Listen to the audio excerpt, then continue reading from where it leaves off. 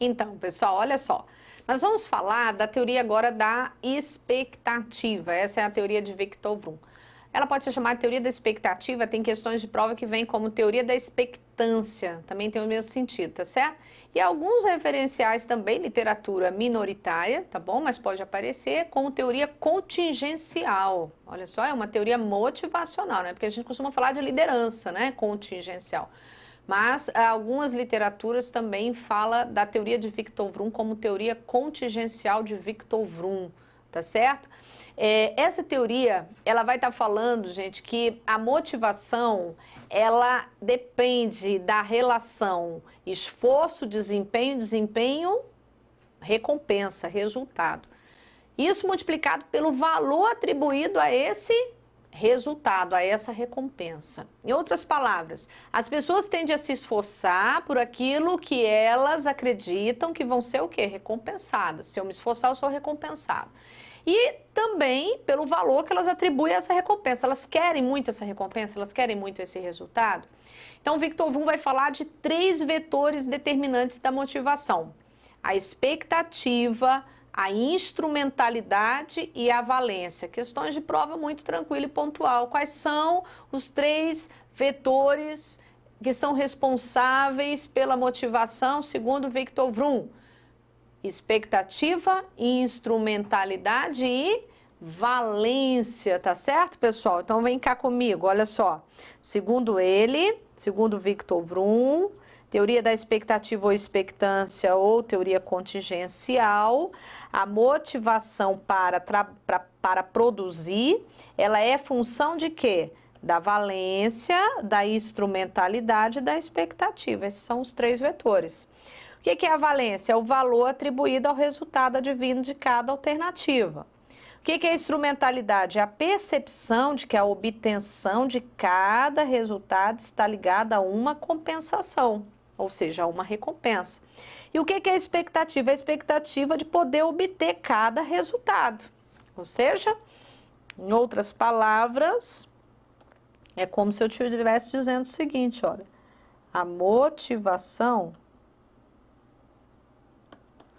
ela é a relação esforço,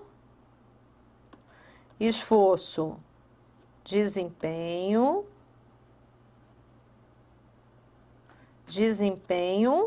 resultado. Esse resultado aqui é uma compensação, tá? É uma recompensa. Multiplicado pelo valor atribuído ao resultado. Ok? Esse valor atribuído ao resultado, esse valor aqui atribuído ao resultado, a essa compensa, por exemplo, o resultado pode ser uma promoção, ou pode ser uma bonificação, ou comissão, pode ser reconhecimento, ok? Valor atribuído ao resultado, é a valência. Ok? É o valor que você atribui a esse resultado que foi estabelecido. Quando eu falo da expectativa, é a expectativa que eu tenho de obter esse resultado. Qual a expectativa que eu tenho que esse meu esforço me levará a esse resultado? Expectativa. Ok? A expectativa também pode ser relação esforço-desempenho. Se eu me esforçar, eu sou recompensado. Eu acredito. Eu tenho uma percepção que o meu esforço me levará a um bom desempenho. Isso vai refletir lá nos resultados. Aqui também pode ser expectativa. Ok? Agora, o instrumento, o meio para atingir o resultado é o desempenho. A relação desempenho e resultado, instrumentalidade.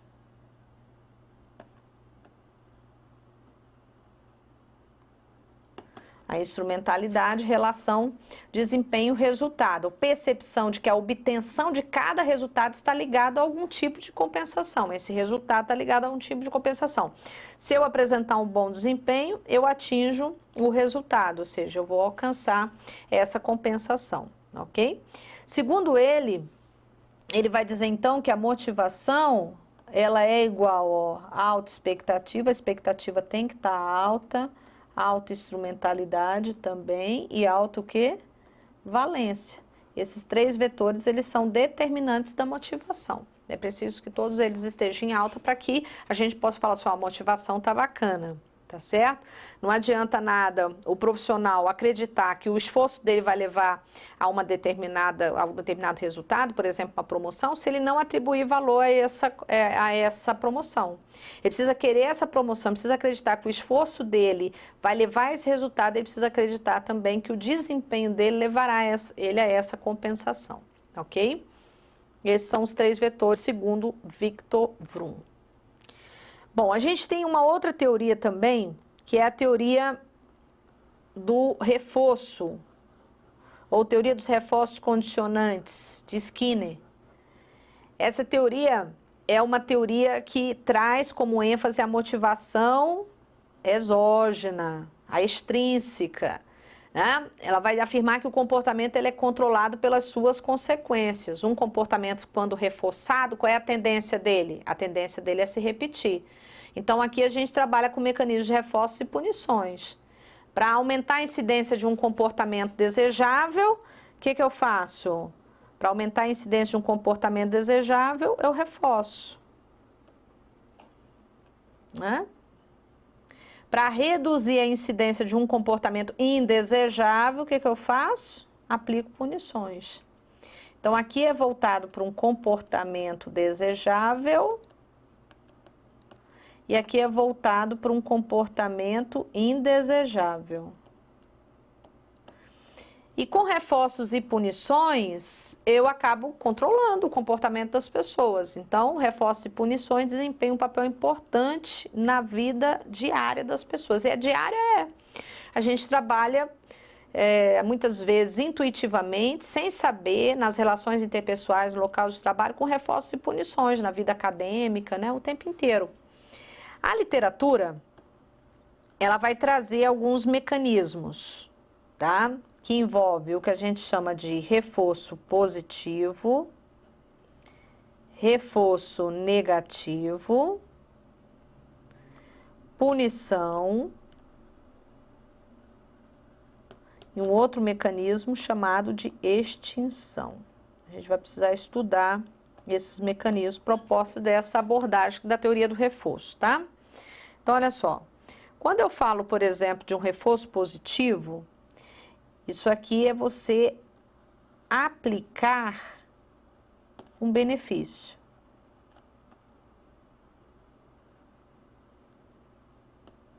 Ok? Tipo, aqui você pode, um elogio é um reforço positivo. Vou botar aqui exemplo. Elogio. Prêmio, bonificação, participação nos lucros. É reforço positivo.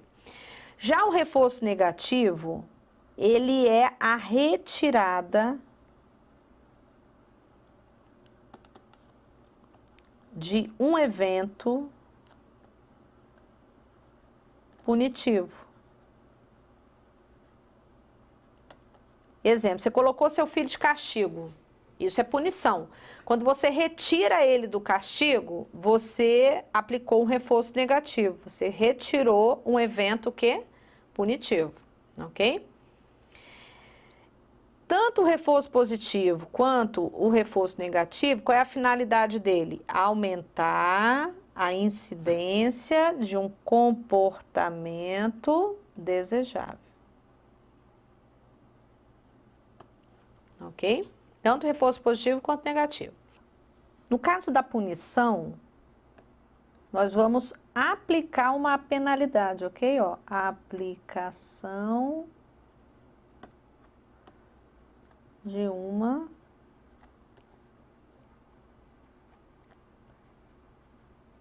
penalidade. Exemplo, uma suspensão,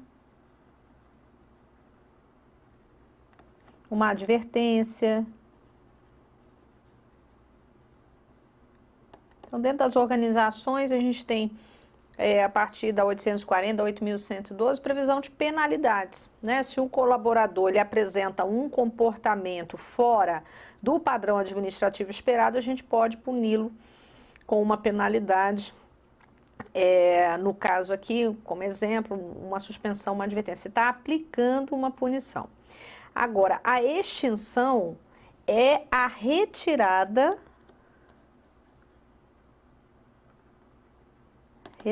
de um benefício. Exemplo, um colaborador, ele recebe uma gratificação de desempenho, só que o desempenho dele, nesse ano, ele está abaixo do esperado, ele perde, suponhamos, 20%, ele só fez 80 pontos.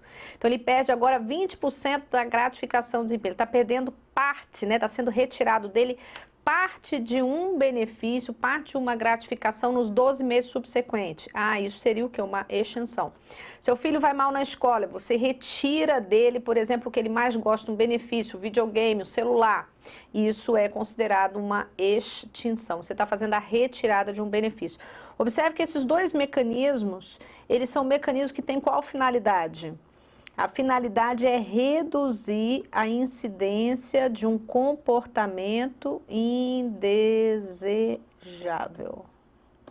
Para reduzir a incidência de um comportamento desejável, você pune ou extingue, tá certo? Para aumentar a incidência de um comportamento desejável, você aplica reforço positivo e reforço negativo. É muito comum aparecer itens de prova falando do reforço negativo, o aluno que não tem o conhecimento dessa abordagem, aparecendo como se fosse uma punição. Não é. São considerados, embora a gente chame reforço negativo, é considerado um mecanismo positivo. O negativo é para dizer que eu estou retirando algo, tá certo? Da mesma forma, na extinção. A extinção ela é uma espécie de punição negativa. Por que negativa? Porque eu estou retirando alguma coisa. Então, toda vez que eu retiro, retirei, reforço negativo. Extinção, punição negativa, eu estou retirando também. Só que no reforço negativo eu estou retirando o evento punitivo, tá certo? Na extinção eu estou retirando um benefício. É considerado um mecanismo negativo, né, de influência do comportamento. Tá certo, pessoal? Beleza. Vamos falar de Locke. Locke desenvolveu a teoria do... Teoria da fixação de metas, ou fixação de objetivos, pode vir assim também, tá certo? O que ele vai dizer? Que as metas e os objetivos apresentam potencial motivador. Mas quando, né? É qualquer meta, qualquer objetivo? Não. As metas precisam ser claras, elas precisam ser específicas, não podem ser genéricas, elas precisam ser difíceis. Em outras palavras, desafiadoras, tem que ser alcançáveis, tem que ser atingíveis. Não adianta também uma meta muito difícil ou extremamente difícil. Ela tem que ser difícil, desafiadora, mas atingível. Pactuadas, ou seja, tem que ter envolvimento, participação da pessoa. As pessoas tendem a se comprometer com aquilo que elas participam e tem que ter feedback, né? O feedback ele é importante, esse acompanhamento continuado e fazer essa devolutiva, tá conversando sempre com a pessoa em relação ao alcance das metas e objetivos dela, ok? Esses são aspectos que potencializam o efeito motivador das metas e objetivos. Por isso que a gente não é simplesmente fixar qualquer meta, esses aspectos eles são importantes. Olha essa questão. Se a tarefa for a causa da deficiência de desempenho dos servidores, então as chefias poderão motivá-los designando-lhe objetivos e metas mais genéricos, porém complexos e desafiadores. Qual é o erro desse item? Genéricos, né? Porque a gente já entendeu que não são metas genéricas, são metas específicas que motivam, tá certo? Desafiadoras, né? Tem que ter algum nível de complexidade, tem que ter um nível de dificuldade, sim, tá? Mas é importante também que sejam atingíveis. Bom, nós vamos trabalhar ainda dentro das teorias de processo, a teoria de campo, de Kurzweil. A teoria de campo vai dizer o seguinte, olha só, que o comportamento das pessoas é a função Ou seja, essa palavra função aqui, nessa equação apresentada pelo teórico, ela significa resultado da interação. Resultado da interação. Resultado da interação entre o quê? Entre pessoas e o Mzinho, meio externo. Quando eu falo pessoas, eu estou falando dos fatores internos, né? Quando eu falo do meio, eu estou falando do meio externo, ok? Então, em outras palavras, o nosso comportamento é o resultado da interação entre os nossos aspectos, os aspectos mais intrínsecos, com o meio ambiente, com os aspectos externos, ok? Então, olha só, o comportamento é uma premissa, é derivado da totalidade de fatos coexistentes. Existem fatos, né? Quando eu falo de pessoa e ambiente, eu estou falando de um campo dinâmico. É um campo dinâmico passado? Não, ele é atual. Ele é presente. E ele vai dizer o seguinte, que a nossa ação, o nosso comportamento, ele é influenciado por esse campo dinâmico. Dentro desse campo dinâmico, que existe pessoa e o ambiente que o circunda, existe uma totalidade de aspectos, de fatores que coexistem aqui, né? E são fatores que apresentam um campo dinâmico de força nas quais os fatos e eventos têm uma inter-relação com os demais. Há uma interação entre esses fatos. Exemplo, pessoa. Esses fatos internos. A pessoa está preocupada, por exemplo. Isso é um fator interno ligado à pessoa. Existe um fator externo, ambiente, né? Esse fator externo significa um trabalho desafiador, um trabalho que essa pessoa está percebendo que não é executável, ou falta condições de trabalho nesse contexto, nesse meio externo. Então, existe aqui fatores que estão ocorrendo, fatores internos e externos, que estão se interrelacionando, são fatos que coexistem e que estão acontecendo e que vai influenciar o comportamento das pessoas, os aspectos que diz respeito a ela, os aspectos que diz respeito ao ambiente. Então, esses fatos, eles podem implicar elementos de valência psicológica, elementos que atraem, elementos que causam repulsa. E é o que a gente chama de elementos de valência psicológica positiva ou elementos de valência psicológica negativa. A de valência positiva vai causar um impacto positivo no comportamento.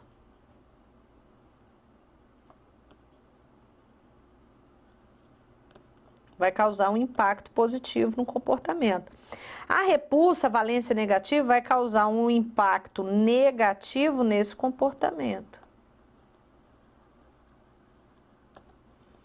Isso pode causar, por exemplo, uma valência negativa, a minha percepção, pessoa, de que não tem condições de trabalho, meio ambiente. Isso pode me causar repulsa, valência negativa, resistência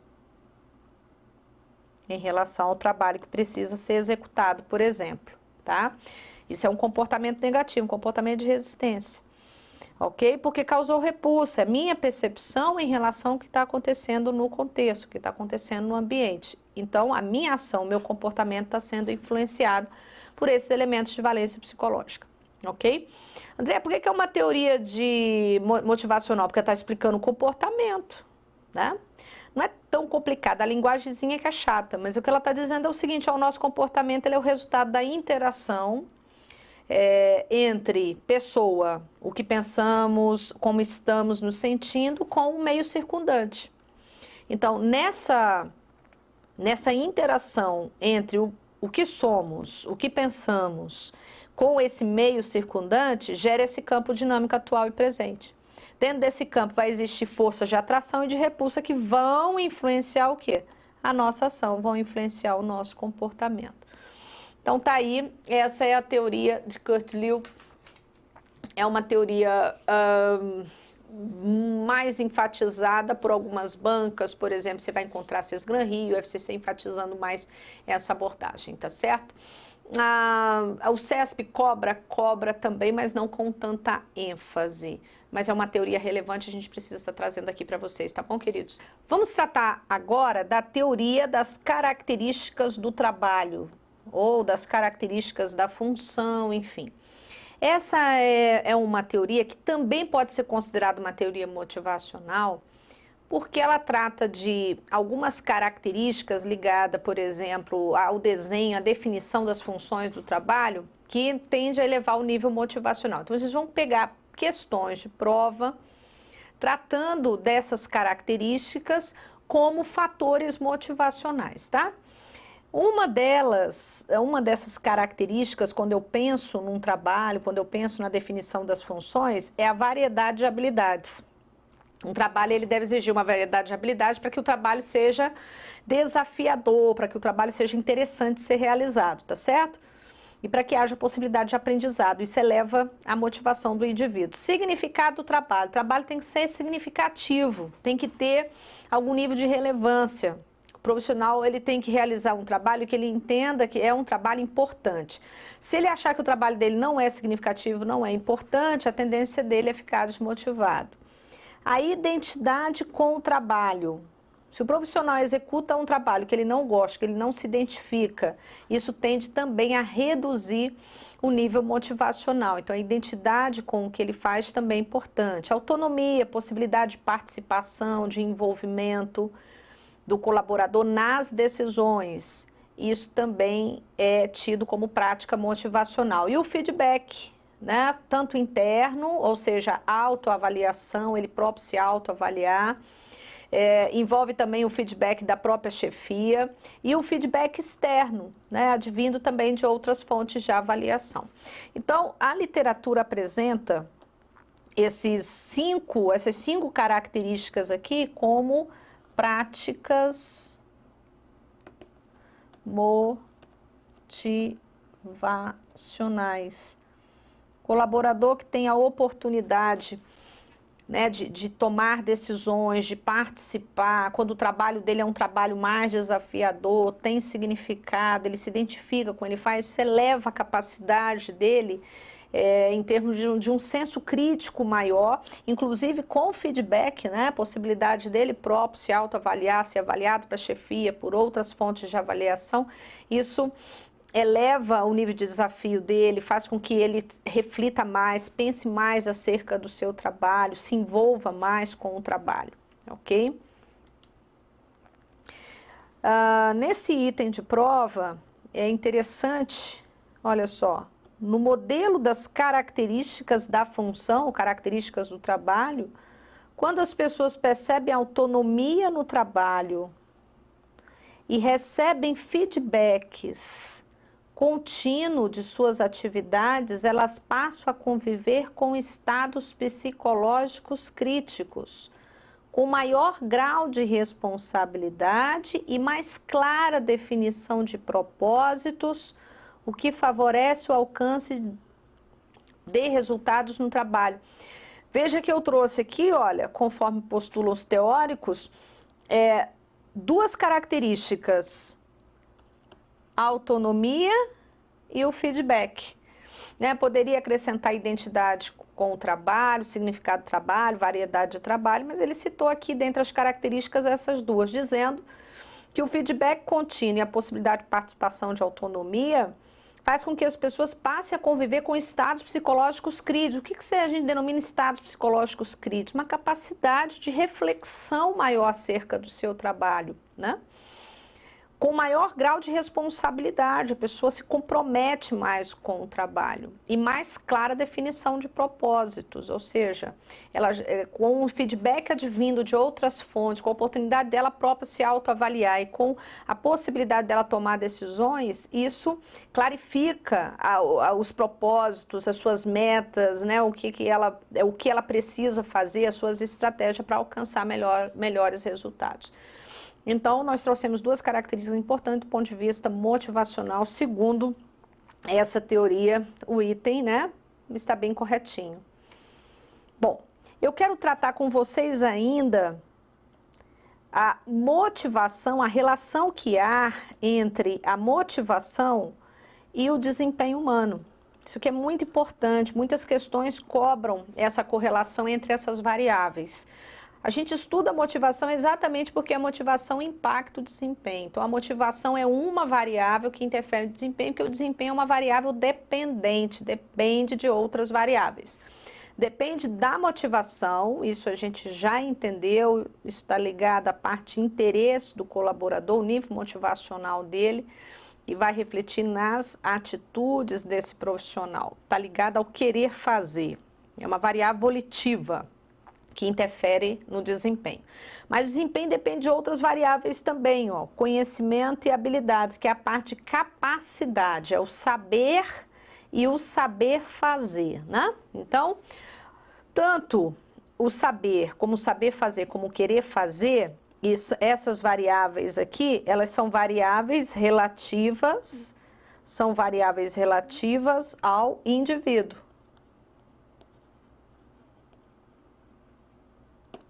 Ok? Interfere aonde? Interfere aqui, ó, no desempenho. Mas uma outra variável importante também que interfere no desempenho é o suporte organizacional. Aqui já é uma variável externa, é o poder fazer. Muitas vezes o profissional, ele sabe fazer, ele quer fazer, mas não pode fazer, porque falta o quê? Falta condições de trabalho, falta recurso, falta material.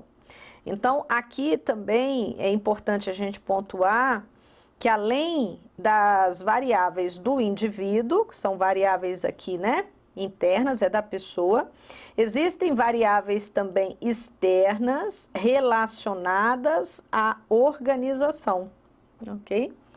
Aqui já está relacionada à organização. Isso aqui está relacionada ao suporte organizacional, as condições de trabalho, ok? Isso também pode vir como, quando diz, né, condições, padrões, condições ambientais, padrões organizacionais, pode vir também como suporte organizacional. São variáveis que interferem no desempenho. Existem outras variáveis? Sim, existem outras variáveis. O tipo de trabalho que a pessoa está executando, a sua afinidade com esse tipo de trabalho, né, as características individuais dessa pessoa, o tipo de personalidade dela também são variáveis ligadas ao indivíduo, tá, que vai interferir no desempenho. Como a gente observou aqui nessa variável interna também, ó, os valores da pessoa, as crenças da pessoa, né, que são aspectos mais cognitivos que também vão interferir no seu desempenho. Então, poderia ainda aqui acrescentar,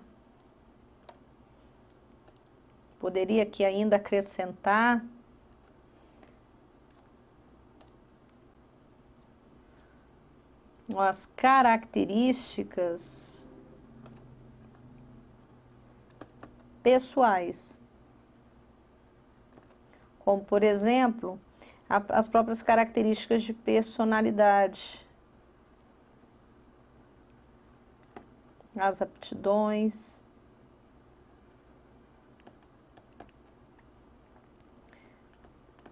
ok? O tipo de trabalho que está sendo executado. Então, se eu pego uma pessoa, por exemplo, que é muito introvertida e coloco ela para o atendimento ao público, essa característica pessoal dela, né, que tem a ver com a personalidade, que é a introversão, para um local de trabalho muito agitado, onde ela tem que interagir mais, conversar mais, né, não vai ficar muito legal. Então, isso pode atrapalhar o desempenho, porque o tipo de trabalho a ser realizado e as características pessoais, elas não estão de acordo. E isso certamente pode influenciar lá no desempenho desse profissional, tá certo? Então, é importante que você entenda que esse desempenho aqui é uma variável dependente. Em outras palavras, depende aí de outras variáveis, ok? O significado do trabalho, o sistema de recompensas da organização, o estilo gerencial e o ambiente psicossocial de trabalho são aspectos que interferem na relação entre a motivação e o desempenho humano. Olha só, Nós estamos falando da relação entre essas duas variáveis, motivação e desempenho. Você já entendeu que o desempenho é uma variável dependente. O significado do trabalho interfere? Interfere. O sistema de recompensa são os aspectos externos, tem a ver com o suporte organizacional, as condições de trabalho, interfere? Interfere. O estilo gerencial também tem a ver com o suporte organizacional. É um gestor que envolve o colaborador, é um gestor que traz ele para participar, dá mais autonomia para ele. Que estilo? Ele é mais centralizador ou descentralizador? É um fator que interfere. O ambiente psicossocial, isso aqui é o ambiente externo, né? Também é um fator que interfere. Então, olha só, trouxe aqui, ó, 1, 2, 3, que é o estilo de recompensa, 4, o ambiente psicossocial, que é o ambiente relacional, são aspectos, são fatores que interferem na relação entre motivação e desempenho, sem sombra de dúvida. Então, olha a quantidade de fatores que interferem no desempenho. Olha como o desempenho, de fato, é uma variável que depende de outras variáveis, ok? Para fechar esse raciocínio sobre a relação que há entre essas duas variáveis. Bom, nós vamos tratar ainda... tá aqui, ó. Nós vamos tratar ainda desse aspecto ligado aqui aos programas motivacionais. Um programa motivacional, para que ele funcione, para que ele dê certo, tem algumas premissas que são relevantes. Primeiro, credibilidade. É importante que a organização ela tenha ampla credibilidade e tenha transparência forte, porque quando ela lançar esse programa motivacional, se não existir credibilidade, a tendência é o programa não dar certo. Tem que existir sintonia. O plano motivacional ele deve estar sintonizado com as necessidades sentidas pelos colaboradores. Se esse plano, esse programa não tiver alinhado com o que as pessoas precisam, a tendência é ele não dar certo. E tem que ter respeito mútuo entre os representantes do capital e do trabalho. Em outras palavras, entre os representantes da organização e os próprios colaboradores. Então, a literatura, né, você vai encontrar isso em Marras, o Chiavenato também, né, nas suas últimas edições tem mencionado, que um programa motivacional, para funcionar bem, ele precisa atender essas três premissas: credibilidade, sintonia e respeito. Dica de passagem, não só um programa motivacional, qualquer prática de gestão de pessoas, essas três premissas, elas são significativas. Vamos falar de administração de RH e o processo motivacional. Né? O que se pode fazer dentro das organizações? Nós estamos aqui o tempo inteiro tratando de várias teorias, falando de motivação interna, motivação externa, né? E as três formas pelas quais se pode estimular, esse é o papel do gestor, né? Estimular a motivação dos colaboradores, segundo Marras, é fazer o quê? Delegar tarefas para esse profissional que permita com que ele também atenda aos seus objetivos pessoais. Porque muitas vezes o gestor ele delega tarefas, porém focado só nos objetivos da empresa. Do ponto de vista motivacional, você tem que pensar se esse tipo de trabalho está alinhado com o perfil desse profissional, se é interesse dele realizar esse tipo de atividade, se ele entende que o trabalho tem importância, tem significado. Ou seja, os objetivos dele também precisa ser pensado do ponto de vista motivacional. Outro aspecto, auxiliar o empregado a identificar as recompensas internas, né? Porque a gente fala muito de senso de realização ou de autoestima, a gente fala de o sucesso, aquele sentimento que você tem, assim, olha, de satisfação, porque eu fiz bem feito, cumpri a missão, enfim. É importante você auxiliar o profissional a entender que não são apenas recompensas externas, né? O fato dele realizar bem um trabalho, despertar nele esse sentimento de que o trabalho em si, ele já é motivacional. E reforçar constantemente os resultados favoráveis do profissional com as recompensas exógenas. Isso inclui dinheiro, elogio, promoções. Então, em outras palavras, o que Marras está querendo dizer é que um bom processo motivacional, ele implica trabalhar tanto a motivação intrínseca do colaborador, Quanto à motivação, o quê? Extrínseca do colaborador. Um bom programa motivacional, ele deve levar em consideração esses dois aspectos. E o gestor, ele tem um papel muito importante no sentido de desenvolver estratégias. E muitas vezes, quando a gente fala da motivação interna, né, dessas recompensas intrínsecas, mais psicológicas, isso depende muito da habilidade de comunicação interpessoal desse gestor. Pessoal, olha só, ok, a gente conseguiu aqui concluir com êxito as considerações que são muito importantes e relevantes para os nossos certames quando se trata desse tema motivação.